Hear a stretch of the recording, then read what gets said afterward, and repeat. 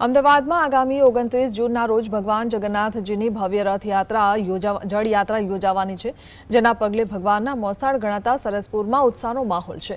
જળયાત્રા બાદ ભગવાન જગન્નાથ ભાઈ બલભદ્ર અને બહેન સુભદ્રાજી તેમના મોસાળ સરસપુર ખાતે પધારશે। ભાણેજને આવકારવા માટે સરસપુરવાસીઓ દ્વારા તડામાર તૈયારીઓ કરવામાં આવી રહી છે। રણછોડરાયજી મંદિર બહાર વિશાળ મંડપ બનાવવામાં આવ્યો છે, સાથે જ મંદિરનું કલરકામ અને વિશેષ ડેકોરેશન પણ પૂરજોશમાં ચાલી રહ્યું છે।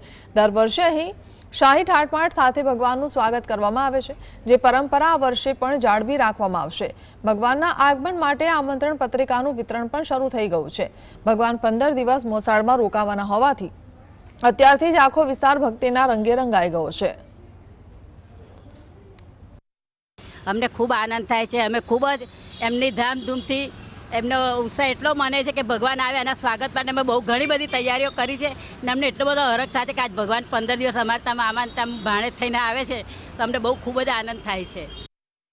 એ પ્રકારનું અહીંયા લાલ લડાવવાનું એક આયોજન કરવામાં આવ્યું છે। જ્યારે દરેકના ઘરે જ્યારે ભાણેજો આવે ત્યારે અમને જે લાલ લડાવવામાં આવે છે એ રીતનું જ, ને બીજું કે દરરોજ જે 15 દિવસ છે તેની અંદર દરેક દિવસે સવાર સાંજ અલગ અલગ અમદાવાદના અલગ અલગ ભજન મંડળો અને ભગતો દ્વારા અહીંયા ભજનોનું પણ આયોજન કરવામાં આવ્યું છે।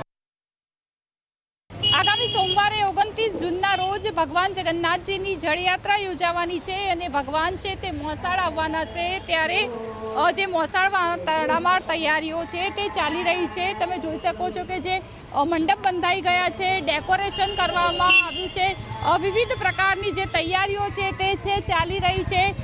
મંદિર છે તે મંદિરને રંગરોગાન પણ કરવામાં આવી રહ્યું છે। ભાણેજ છે તે મોસાળ આવી રહ્યા છે અને ભાણેજ ખુદ જગતનો નાથ હોય ત્યારે પૂછવું જ શું, ભગવાન જ્યારે મોસાળ આવશે ત્યારે 15 દિવસ તેમને વિવિધ પ્રકારના છે તે લાડ લડાવવામાં આવશે। ઝલક અત્યારું GSTV અમદાવાદ।